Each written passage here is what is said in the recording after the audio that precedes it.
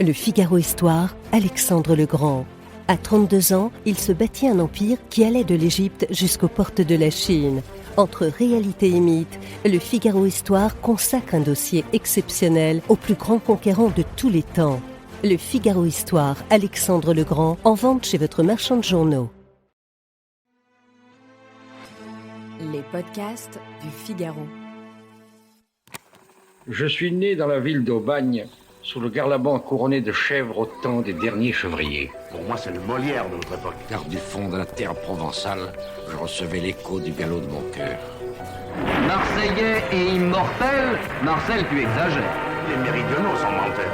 Tu me prends le cœur. Tu me prends le cœur. Alors si tu me veux pas, ou je meurs ou je deviens fou. Tu l'as vu? Tais-toi, Lucille, tais-toi, allez, viens. La pomponnette. Les films ont commencé à parler. Nous avons fait des films avec Pagnol en amis. Nous nous rencontrions, et si on avait le temps, on faisait du cinéma. J'entendis une voix sonore qui faisait rouler les airs aux échos. C'était celle de l'oncle Jules. Telle est la vie des hommes, quelques joies, très vite effacées par d'inoubliables chagrins. Il n'est pas nécessaire de le dire aux enfants.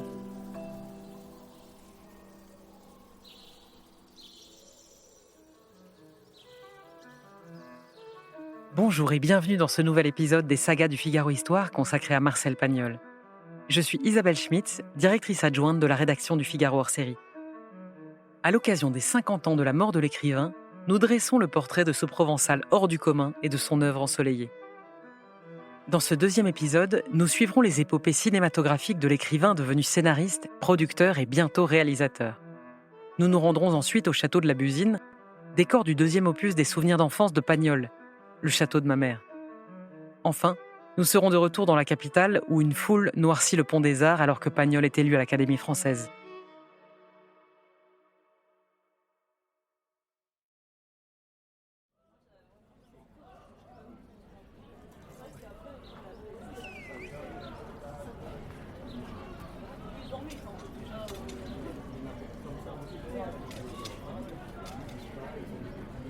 Oh Marcel, raconte encore un peu cette histoire de Topazette.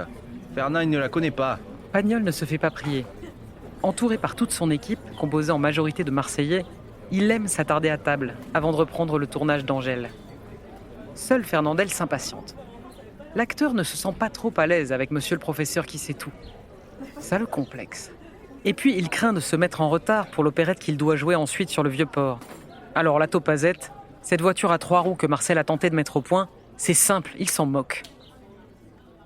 Mais allez arrêter Pagnol quand il commence à compter et à en rajouter.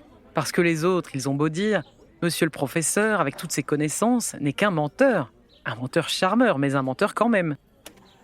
Vous savez que Pagnol est un des plus grands auteurs de notre époque. Enfin, pour moi, c'est le Molière de notre époque. Fernandel évoquait ainsi Pagnol. Je sais que s'il m'entend aujourd'hui, il ne sera pas content parce qu'il n'aime pas que je dise qu'il est menteur. Mais vous savez que tous les méridionaux sont menteurs. Il n'y a pas de raison que je dise que Pagnol ne l'est pas. N'est-ce pas? C'est son mensonge permanent qui m'a permis d'ailleurs de faire des films aussi formidables lorsqu'il les a tournés avec moi.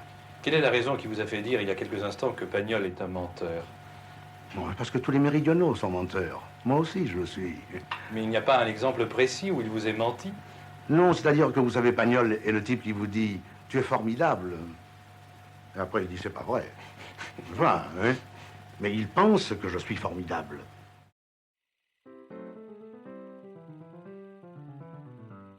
Pagnol prend plaisir à faire rager Fernandel. Quand il a décidé de tourner Angèle, il est allé le voir aux Folies Bergères et il a commencé à lui lire Un de Beaumugne de Jean Giono. Le comédien en est resté pétrifié, tel un santon dans sa crèche. Pagnol lui a dit « Tu seras Saturnin. » Et c'est qui, Saturnin? Un couillon au grand cœur. Fernandel a hoché la tête, rassuré. Bon, je sens que c'est un rôle pour moi. Depuis, Pagnol se demande s'il a eu raison d'engager un grimacier.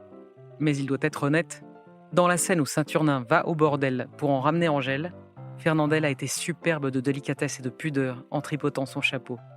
Allez Fernand, bois un coup, on va pas tarder à reprendre. Car lorsqu'on tournait avec Pagnol, ce n'était pas Fernandel. Du cinéma que l'on faisait. Non, on jouait aux boules, on déjeunait le matin, on déjeunait le midi. Très souvent, le soir, on n'avait pas tourné. On repartait, il me disait alors, à demain. Et le lendemain, on repartait. C'est comme ça que vous en fait des films. Et c'est comme ça que vous en fait Angèle, Roguin, Le Spoons, Topaz, tous. Nous avons fait des films avec Pagnol en amis. C'est-à-dire que nous nous rencontrions, et si on avait le temps, on faisait du cinéma.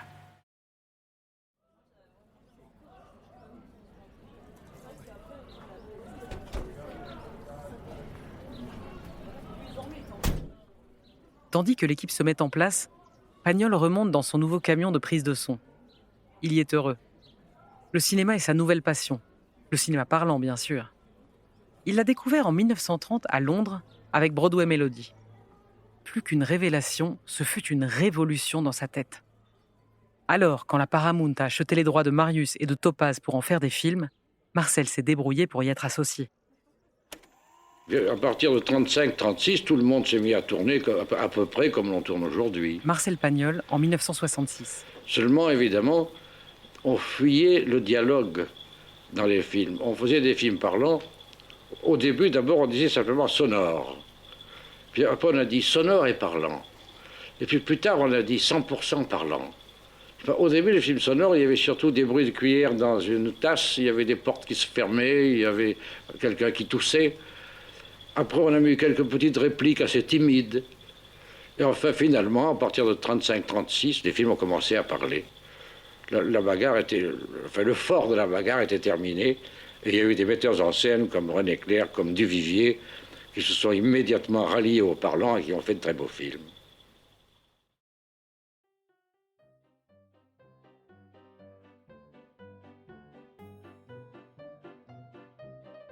Les Américains n'ont pas beaucoup d'égard pour les auteurs.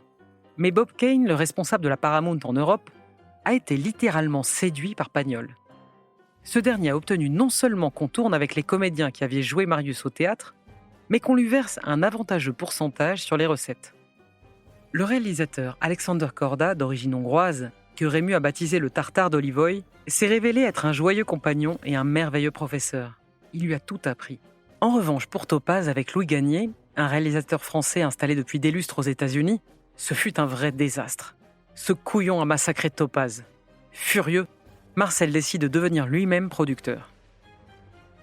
Il s'est tout d'abord associé avec Roger Richebé, dont la famille possède plusieurs cinémas sur la Côte d'Azur. Ils ont tourné Fanny, et ce fut un sacré succès. Mais par la suite, Marcel a commis quelques erreurs, aussitôt sanctionné par les spectateurs. Pagnol ne s'avoue jamais vaincu. Il est ainsi fait, un échec et il rebondit. En 1933, Marcel a fondé la société des films Marcel Pagnol. Il tournera désormais lui-même et veillera à tout, tel un épicier en son épicerie. Il a choisi de s'attaquer à Un de Beaumugne de Jean Giono, dont il a acquis les droits. Pour l'adapter, il s'est réfugié dans un petit hôtel de l'Ardèche. Il y a emmené Oran de Mazis. Leur histoire est entrecoupée de nombreux orages. Marcel navigue entre Oran et une ravisseuse danseuse anglaise, Kitty. Elles lui ont donné chacune un fils. Marcel est fier de ses deux bambins, mais toujours marié à Simone, il n'a pas pu leur donner son nom. Volage ? Pagnol n'y peut rien s'il est un peu pistachier. Et il sait qu'il n'est pas toujours facile à vivre.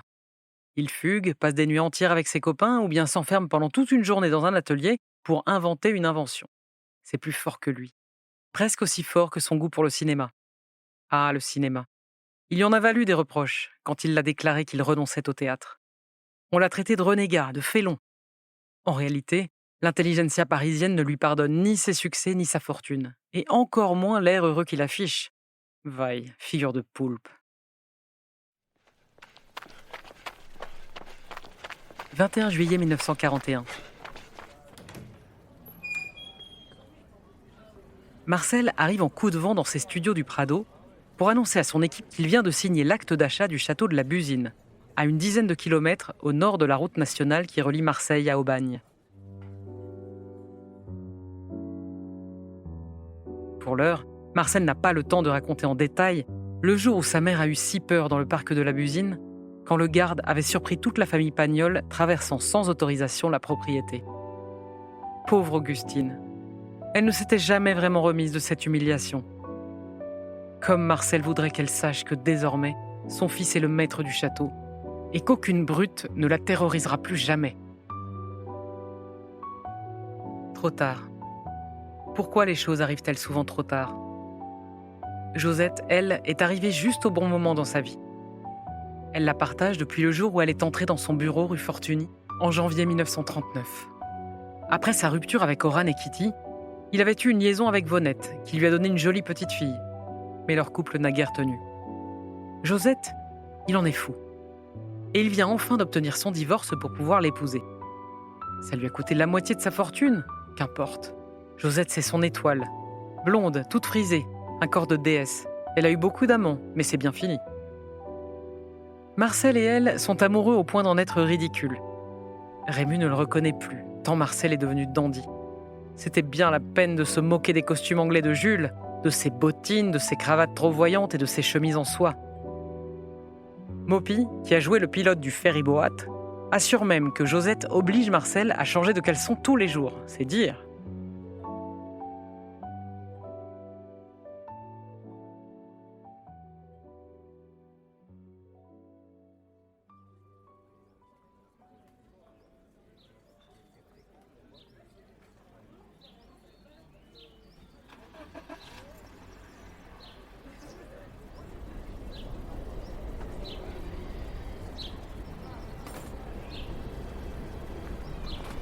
Elle a serré ses cheveux dans un foulard. Il a mis une casquette blanche. Ils ouvrent fièrement la lente marche des camions à gazogène qui emmènent tout le cirque Pagnol au château de la Busine. Électriciens, opérateurs, éclairagistes, personne ne manque à la virer vers les collines où Marcel enfant passait ses vacances. S'il en a raconté des histoires sur la treille, avec le petit Lélie des Bellons et Marius Broquier qui est devenu maçon et qui travaille pour lui. C'est lui qui a reconstruit la ferme achetée par Pagnol pour tourner Angèle, ainsi que les ruines du village d'Aubignan pour Reguin. Le film, adapté lui aussi d'un roman de Giono, n'a pas eu le succès d'Angèle. En revanche, avec César, Marcel a explosé tous les records. On s'est battu à travers toute la France pour pouvoir présenter le dernier volet de la trilogie. Après, il y a eu le Spoons avec Fernandel, qui a perdu tous ses complexes vis-à-vis de Pagnol depuis qu'il est devenu une vedette. C'est fou comme les relations entre acteurs et producteurs-réalisateurs sont parfois difficiles. Avec Rému en ce moment, ce sont les basses eaux. Ce n'est pas la première fois, et sans doute pas la dernière. Jules n'arrête pas de dire que la trilogie, c'est lui et lui seul. Il n'a pas manqué de faire sa coquette pour tourner La femme du boulanger. Mais quand Pagnol a proposé le rôle à Henri Poupon, le Jules inquiet a montré patte blanche. Bordy y va. Mais quel comédien. Le plus grand, c'est sûr. Dans le rôle du boulanger, il a tout cassé. Pagnol est également en froid avec Jean Giono. Giono est maintenant une sorte de pape pour des fadas qui font tous les ans le pèlerinage à Manosque. Mais qu'ont-ils tous à perdre la tête ?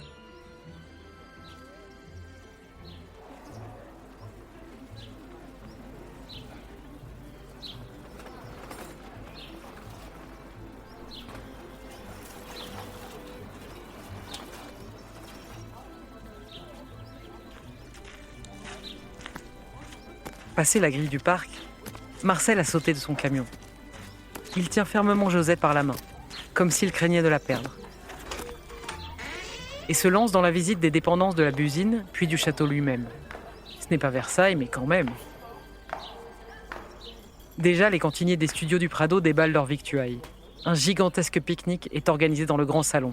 On rit, on se serre les uns contre les autres. La guerre, la France est occupée, mais les théâtres et les cinémas n'ont jamais connu pareille influence. Au milieu de son équipe, Marcel explique qu'il va créer à la Busine une cité du cinéma plus imposante qu'Hollywood. Josette, qui en a toujours rêvé, bat des mains. Mais cette cité ne verra jamais le jour. Malheureusement, il ne pourra pas créer son Hollywood provençal ici. Nicolas Pagnol, petit-fils de Marcel Pagnol, au Figaro. On est en 1940, il y a la défaite française, les Allemands vont réquisitionner le château, Marcel récupère son bien en 1948, les Allemands l'ont vraiment abîmé et il est squatté, alors que son père habite dans la maison de gardien qui aujourd'hui est un restaurant. Il va se battre pour que l'État français le dédommage, ce que l'État ne fera jamais. Et la mort dans l'âme, il va vendre ce château en 1973 avant de décéder. Donc il n'aura jamais rien pu y faire, il n'y aura jamais habité.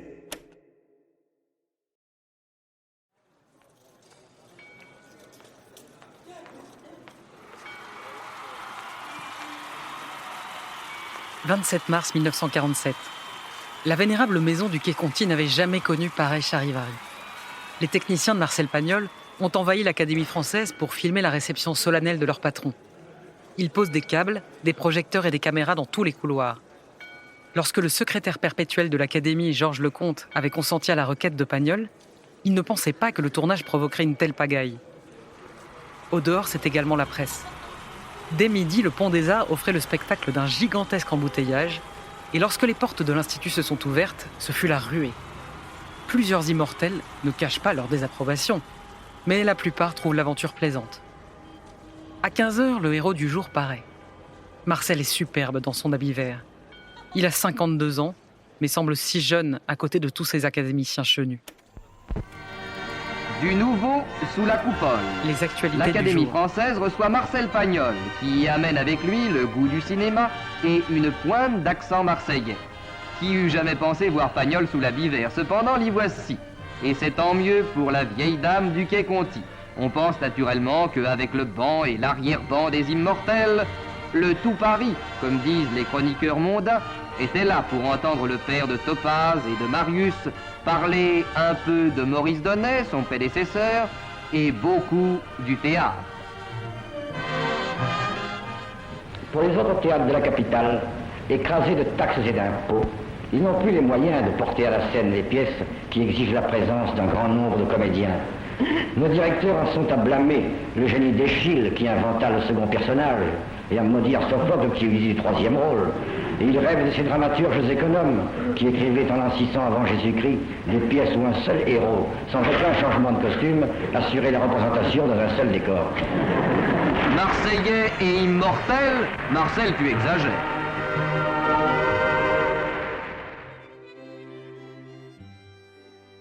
Pendant les années de guerre, il n'y a pas eu d'élection. Dès la Libération, le quai Conti a mis les bouchées doubles et 6 nouveaux immortels ont été désignés au mois d'avril. Parmi eux, Paul Claudel, Jules Romain et Marcel. Pagnol ne cherche pas à dissimuler sa fierté. Lorsque Pierre Benoît avait promis d'œuvrer à son entrée à l'Académie, il lui avait assuré une élection de maréchal. Mais ce cher Benoît a eu quelques ennuis à la Libération, et son influence n'est plus ce qu'elle était. Mis en ballottage au premier tour, Marcel n'est passé qu'au second. Qu'importe, il ne va pas chipoter. Pagnol a toujours aimé les hommages, les honneurs et les consécrations, comme son père. L'Académie reçoit en ce 27 mars 1947 un immortel heureux de son sort, et ça se voit. Pour lui, l'Institut est le panthéon des vivants.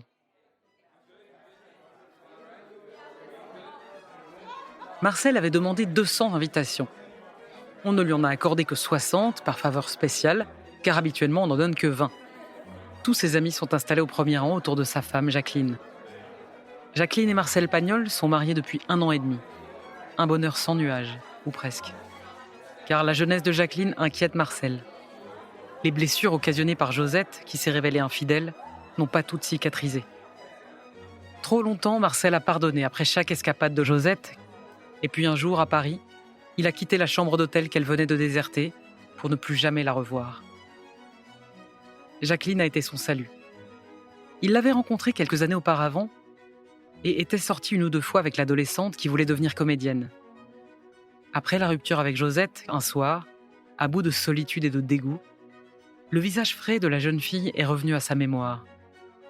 Ce fut comme une oasis en plein désert. Marcel a retrouvé son numéro de téléphone.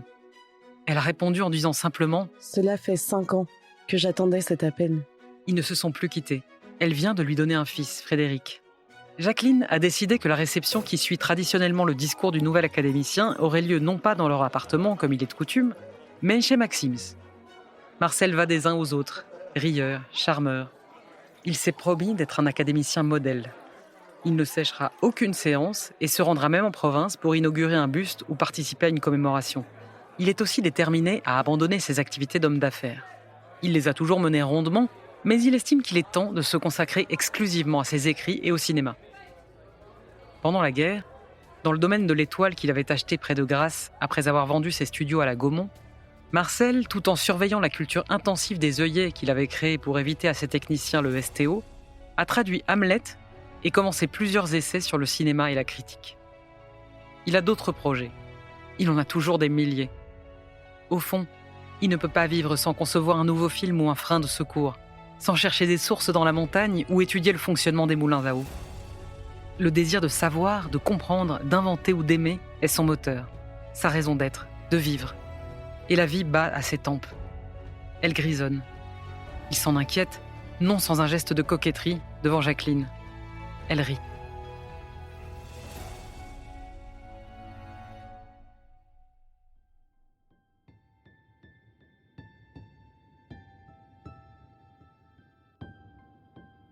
Merci d'avoir écouté ce volet des sagas du Figaro Histoire consacré à Marcel Pagnol. Dans le prochain épisode, nous serons aux côtés de l'écrivain cinéaste et de sa femme, alors qu'ils affrontent un drame qui les brisera à jamais, la perte de leur fille Estelle. Nous accompagnerons ensuite Marcel dans sa traversée du désert et son retour sur le devant de la scène littéraire grâce à la publication de ses souvenirs. Enfin, nous lèverons le rideau sur sa chambre de malade pour donner à voir le dernier acte de sa vie d'homme.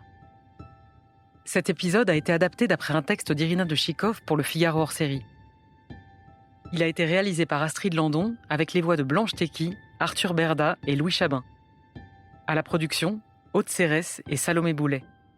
Prise de son, Louis Chabin. Le Figaro hors-série Pagnol est disponible en kiosque et sur Figaro Store.